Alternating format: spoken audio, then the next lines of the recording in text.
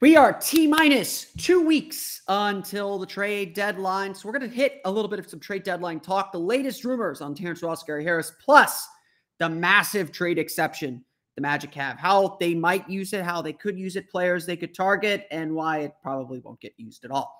Let's get to it. It's a Friday edition, a late Friday edition of Locked On Magic.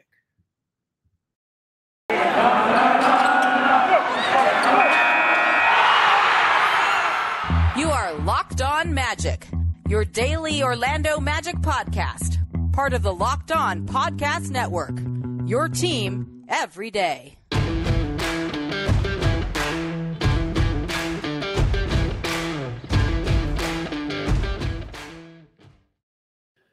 And you are indeed Locked On Magic. Today is January 28th, 2022. My name is Philip Rossman-Reich. I'm the expert and site editor over at OrlandoMagicDaily.com. You, of course, find me on Twitter at PhilipRR_OMD.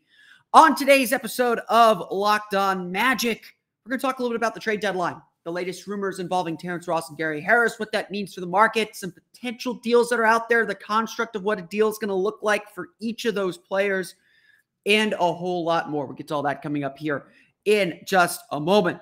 But before we do that, we want to thank you for making Locked On Magic part of your day every day. I know it's coming out a little bit later this week, so we want to thank you for listening to us right when we upload, whether you're listening to us at lunch, on your breaks at work, on your way home from work, on your way to tonight's Magic game. We'll talk about the Magic Pistons game tonight, I swear. No matter when you listen to us, we truly appreciate you making Locked On Magic part of your day every day. Remember, the Locked On Podcast Network has great podcasts covering every team in pretty much every sport, or at least all the major sports here in the U.S. You can download them wherever you download podcasts, as well as stream many of them on YouTube. This podcast is going to have a little bit of an evergreen flavor, at least for the next 2 weeks. We're obviously getting closer and closer to the NBA trade deadline. If you missed our episode last week, last Friday, so just go into our archives. Last Friday, we spoke with Keith Smith of Spotrac on what the Magic are going to be trying to do with the trade deadline and what they're hoping to accomplish and what kind of deals they might be able to get done. There's a great conversation. Definitely go back into our archives and give that a listen. I believe if you go to our YouTube page, the Locked On Magic YouTube page, it is now like the trailer. It's right at the top of the page. So you can go listen to that with a ton of ease. There's a lot of great information there. This week, we started to get a little bit more concrete rumors. And so I'll take this time before we dive into what was said and what it means for the Magic and what sort of the thinking is going to be or what the potential deals are going to be. I want to give my edicts about the trade deadline here. We're 2 weeks away from the trade deadline now, so things are going to start getting very, very serious. The first thing I always say is when a rumor that rumors that are printed and reported are usually trailing where the actual action is. If you listen to former front office people, they'll say it's about this time that, you're done sort of listening to new offers or listening to these sort of entreaties. Now you start digging in seriously on the deals that are going to get done. So we're like if this is a chess game, we're like in the middle game right now. We're coming to the end of the middle game. And we're going to be in the end game here pretty soon. Of course, that end game is usually like 36 hours because these are human beings. They love to procrastinate. So again, when you hear a rumor, I'm going to analyze specific rumors and show you what might be popping out of them because they're rumors. They exist for a reason. I trust reporters. I don't think reporters are ever trying to deceive us. They're reporting what their sources tell them. Now, the Magic don't tell anyone anything. We've asked, they're trying to figure out when Markelle Fultz is coming back. No answer whatsoever. So the Magic, I would venture to guess that most of what you're hearing out there is not coming from the Magic. That's just not how they operate. That's not the way that they do things. So with that being said, when a rumor pops up, I ask myself first, why is this being leaked? Who benefits from this?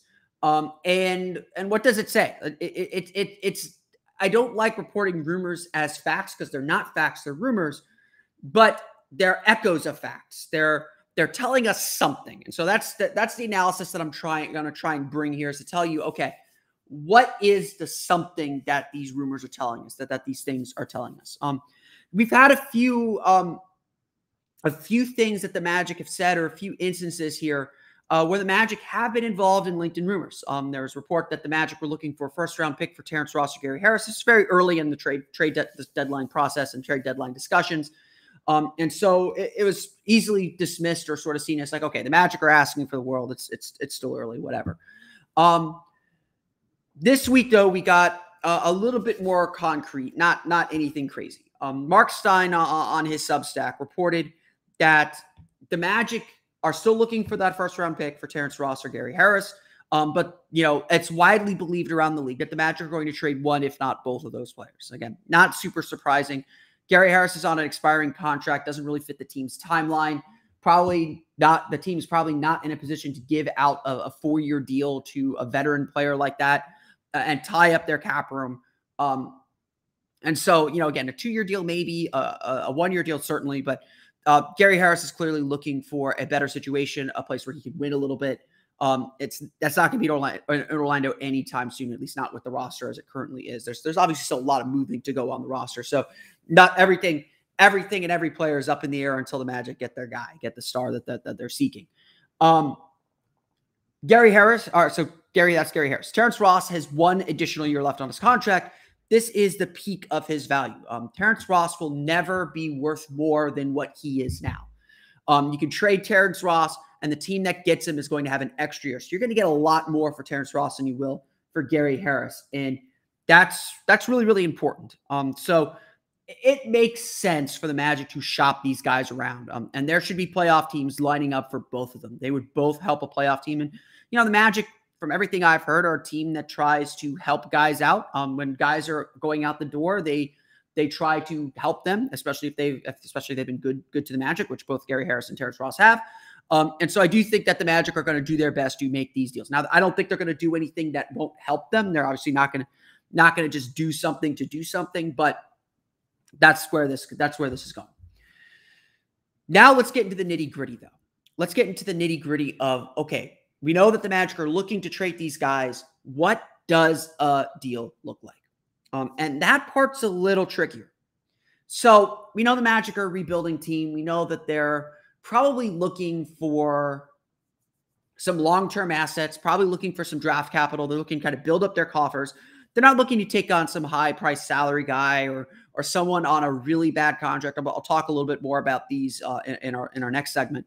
But Mark Stein specifically mentioned that the Utah Jazz and Los Angeles Lakers are among the teams hunting for these guys. Okay, that's a start. We can start beginning to construct the frameworks of deals. And that's where things get really tricky. Gary Harris is making $20 million a year. It's hard for contending teams to make that kind of money, to put that kind of money together and not gut their rosters a little bit. It's really hard. So yes, there's a world where Gary Harris trades and it gets traded, and it's probably a lot more complicated. It might be a 3-team deal to get salaries to match and all that stuff and to get the Magic what they want. But looking at the Lakers and the Jazz, they do not have the players that the Magic would want to take on to move off Gary Harris or to make it work under their cap sheets. The Lakers are dealing with a very, very tight cap. They don't have a lot of big salaries they can move. Obviously, there's rumors about them trying to move Russell Westbrook. The big salary that they're trying to move is Kendrick Nunn's $5 million contract just to get a little bit further under the tax. Yes, they could trade Russell Westbrook to the Magic, and the Magic, they don't have the cap room to absorb him, but Gary Harris and Mo Bamba would be, I think enough to get that done. I'm shooting off the top of my head, but why would the Magic want to do that? So yeah, the Magic could be a dumping ground in a 3-team deal. There's a bunch of things they can do, but Gary Harris is going to actually be really difficult to trade. Terrence Ross, on the other hand, will not. Terrence Ross makes roughly $12.5 million this year. He's due $11.5 million next year. That $12.5 million is like the sweet spot to get a deal done. With the Lakers, they're trying to move Kendrick Nunn. They want off his 2-year, $5 million contract.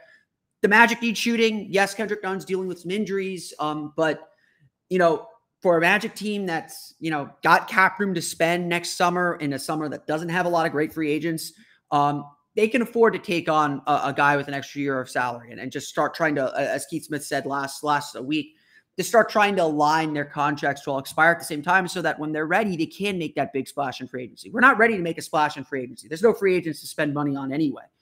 DeAndre Ayton, Miles Bridges, probably two big free agents. They're both restricted, so they're probably not going anywhere anyway. It definitely feels like the Magic could be in a position to like, okay, we'll take that extra year on, just give us something good in return.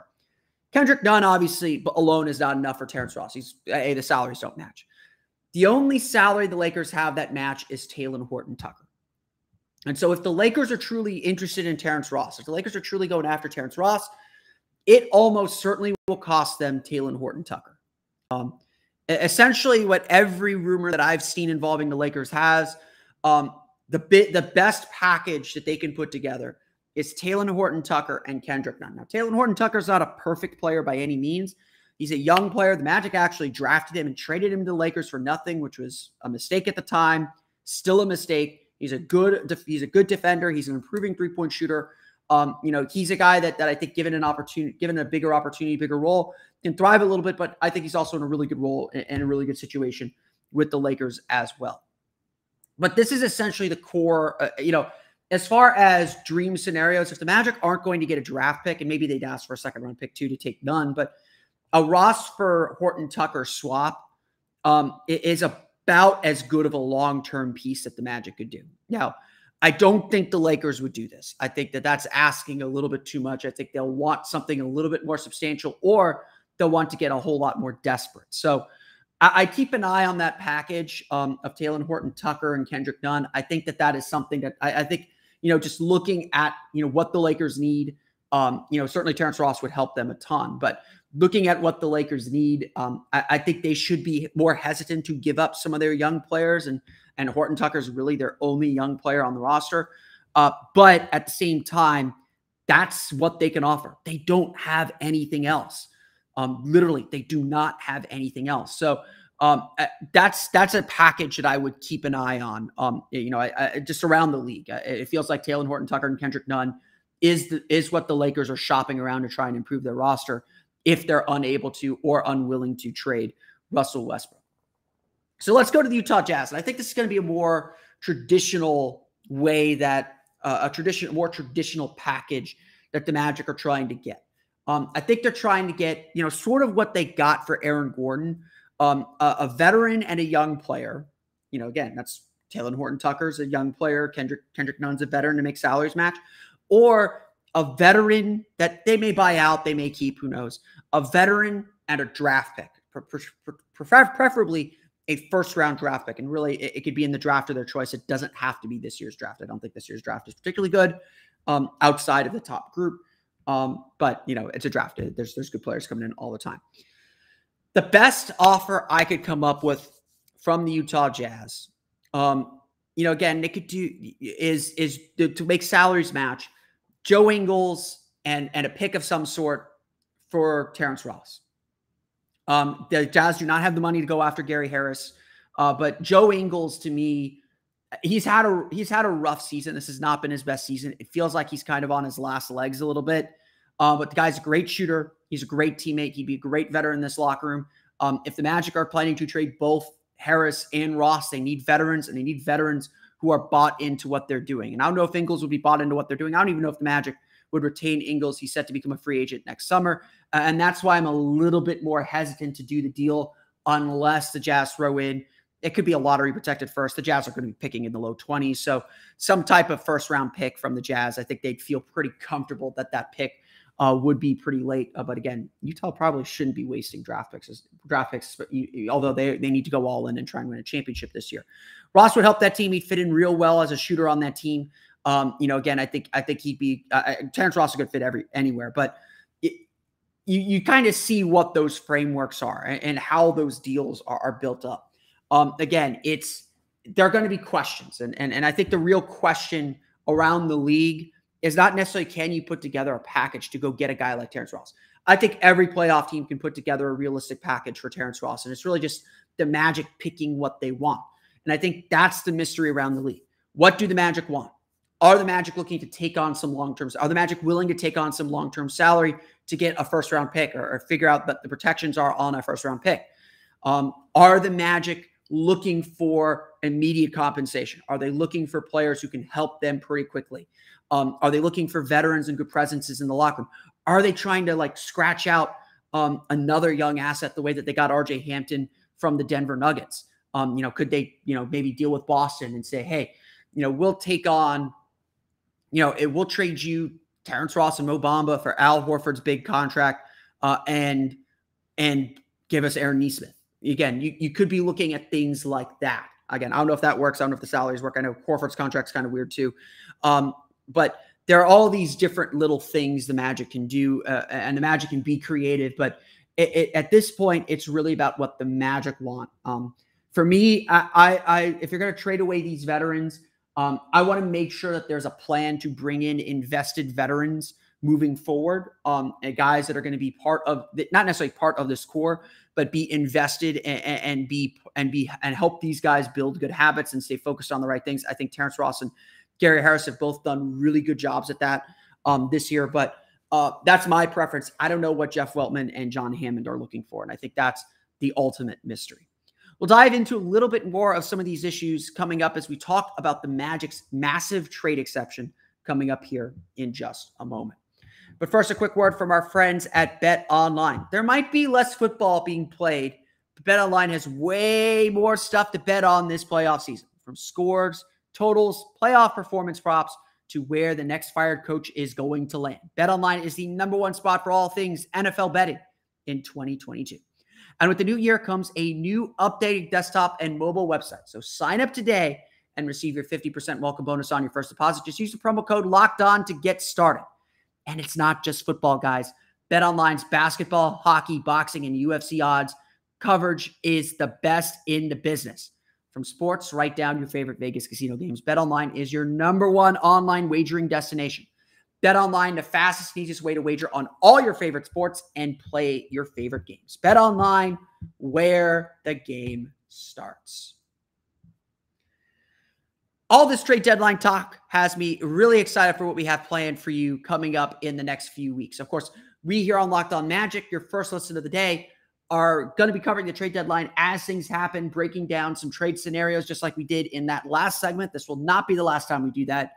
But Thursday, February 10th, trade deadline day, 3 p.m. Eastern time is the deadline. The Locked On NBA podcast will be covering the trade deadline live from 2 to 4 p.m. So join Kim Becker, John Corrales, and Locked On fantasy basketball host Josh Lloyd to get analysis of every blockbuster move.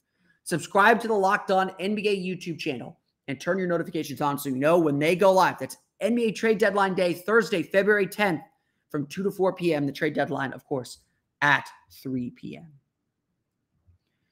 So I want to make sure that we get this in and talk a little bit about this. The Magic do have one other tool at their disposal at this trade deadline. It's one that's only available at this trade deadline. If they do not use it by the trade deadline, it's gone. And so it is worth discussing and thinking about how the Magic are going to use it or approach it.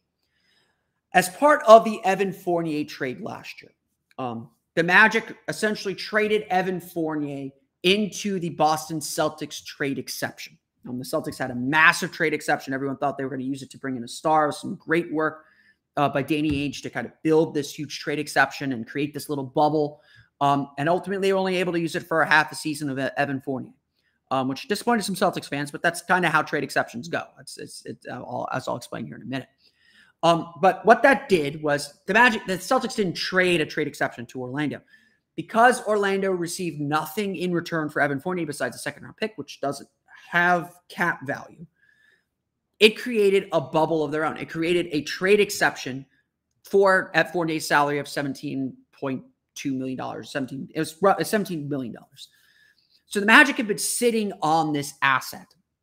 They've been sitting on this thing that they can use to absorb contracts without sending anything out.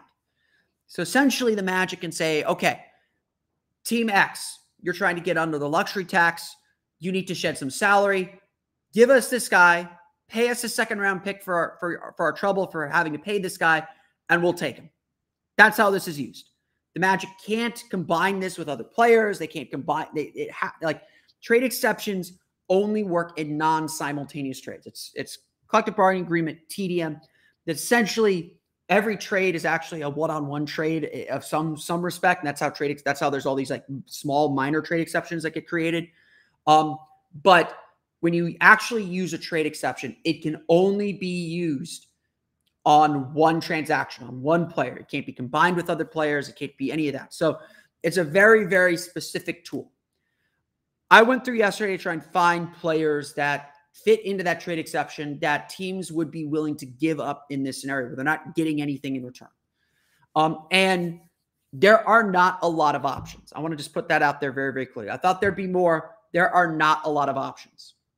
The best option I found was Serge Ibaka from the LA Clippers. The LA Clippers are a 500 team right now. Their Kawhi Leonard, Paul George are not likely to come back this season. They might make the play-in tournament. They might make the playoffs, but they have every impetus right now to try and lower their tax bill. They're non-repeaters right now. It'll be tough to get all the way under the luxury tax line. But by trading Serge Ibaka's $9 million contract, the way the tax math works, they could save somewhere near $40 million in actual payroll. Because again, they have to pay the luxury tax if they keep him. And they'd still be in the luxury tax, but that bill would go down by $40 million. Again, that doesn't feel insignificant. I think that the Clippers are going to be actively looking to shop Serge Ibaka and actively looking for trade exceptions like the one the Magic have to absorb him. So what the Magic will probably do is like say, okay, we'll take Serge Ibaka, but you got to give us a second round pick, or you got to give us a lottery protected first, or whatever protection in whatever draft we choose. It doesn't matter. Honestly, I'm not super sold on doing it in this year's draft. Magic are young enough. Give me a 2024 first, a 2024 lottery protected or top 20 protected first that becomes lottery protected in 25. Get creative with that. Now, obviously, Magic fans have some PTSD when it comes to Serge Ibaka. In all likelihood, the Magic would just buy out Serge Ibaka. I don't think he'd finish the year. I think he'd be an okay veteran to keep around, but I'm also the optimist in the room.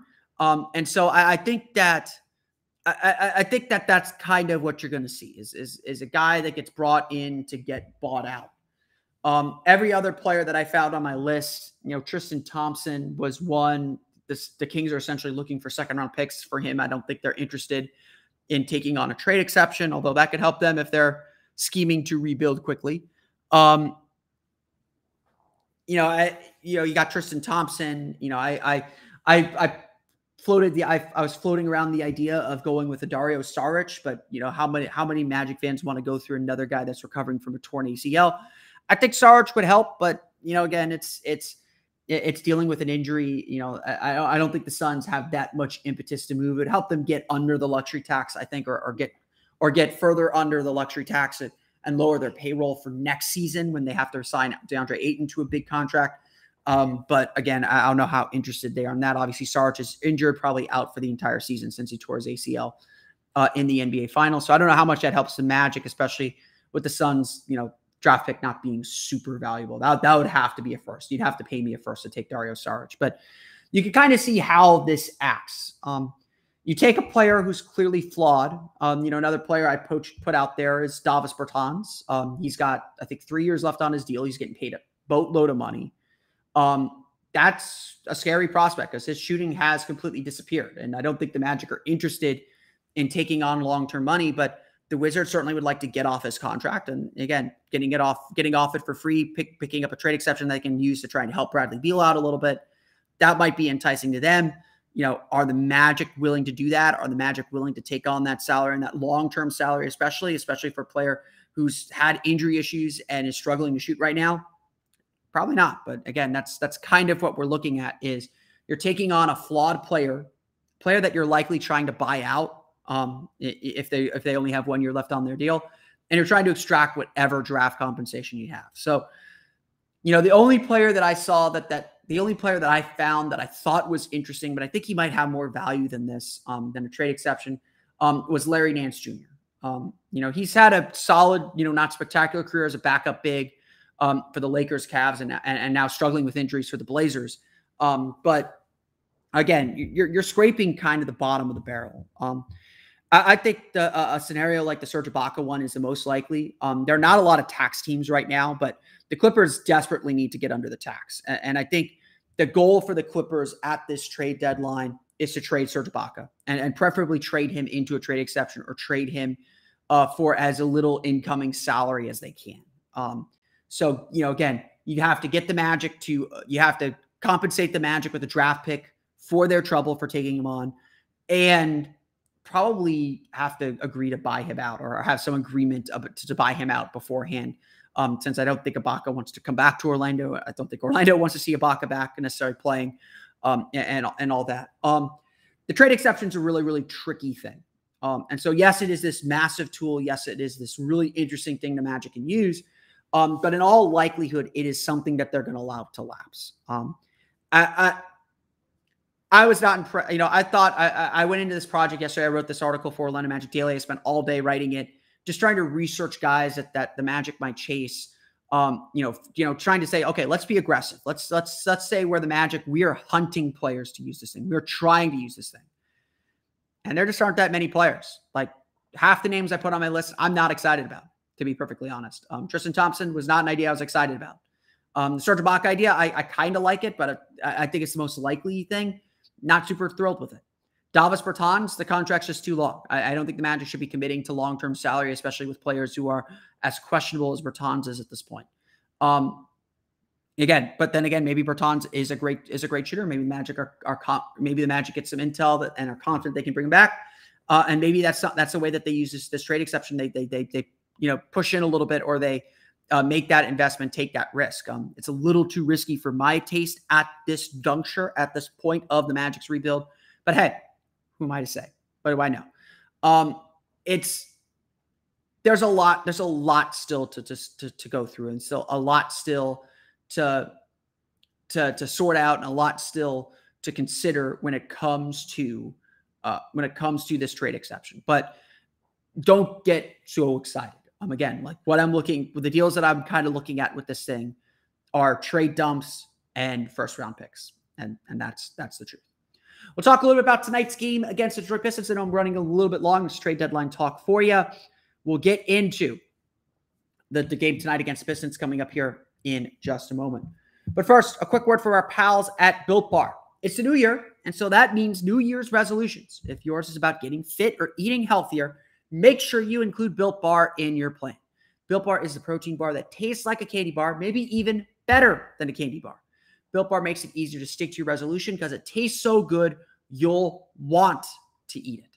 And unlike other protein bars, which can be chalky, waxy, or taste like a chemical spill, this one actually tastes good and tastes exactly like what it says on the packaging. You won't believe how hard that is. You want to eat healthy, but just gets so boring. And by week 3, you're like, this is not good. I want the chocolate. Well, Built Bars are covered in 100% real chocolate, so you get that chocolate taste, that chocolate fix that you need. No more candy bars, just Built Bars.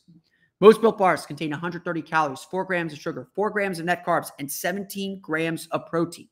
So these are healthy for you, giving you the protein that you need, not killing your calorie count, and giving you the chocolate fix. What more could you ask for? If you're not a huge fan of working out, you can at least use something that tastes good and is good for you and gives you positive energy throughout the course of your day. And there's so many flavors to choose from coconut almond, peanut butter brownie, raspberry, cookies and cream, salted caramel, mint brownie, and many more. In fact, Built is always coming out with new limited time flavors, so check out Built.com often to see what's new. Go to Built.com and use promo code LOCKED15 and get 15% off your order. Again, use promo code LOCKED15 for 15% off at Built.com. The Magic's 5-game homestand comes to a close this weekend. They get the Detroit Pistons tonight at the Amway Center, and then Luka Doncic and the red-hot Dallas Mavericks on Sunday. Hopes of a winning road trip have gone to the wayside a little bit with the loss on Wednesday to the LA Clippers, a disappointing loss. And really, this game tonight against the Pistons is about the Magic kind of seeing how they respond.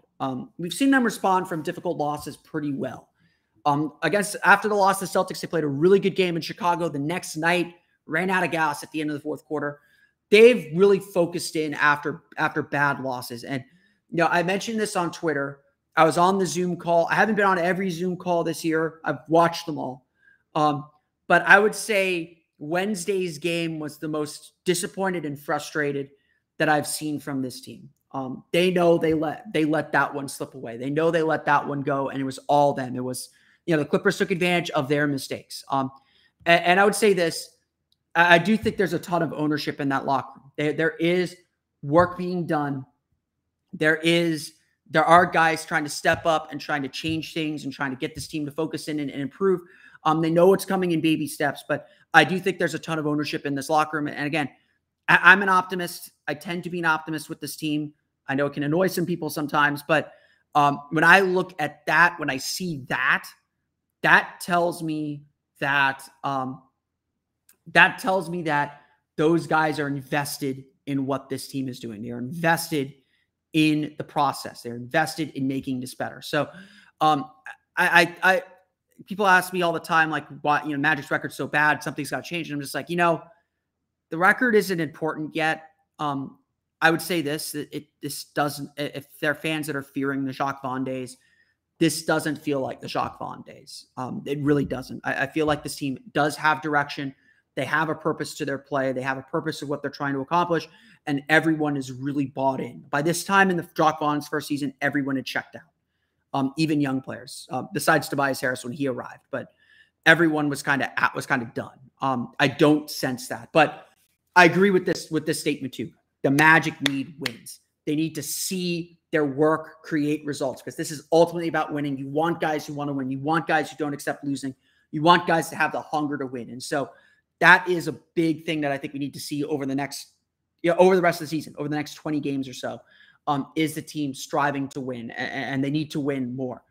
That's exactly what the Detroit Pistons are doing. The Detroit Pistons have, I wouldn't say they've turned a corner, but they are playing significantly better. Now, they're 6-9 in their last 15 games. They have a -9 net rating. That's still the second worst in the league. The Magic are 27th in the league in net rating at -6.9, but they're 2-13. That tells you how weird these games can be.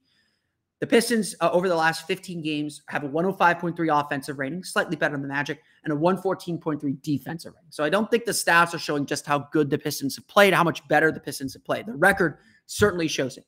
Kade Cunningham has been fantastic. He is staking his claim to the Rookie of the Year award.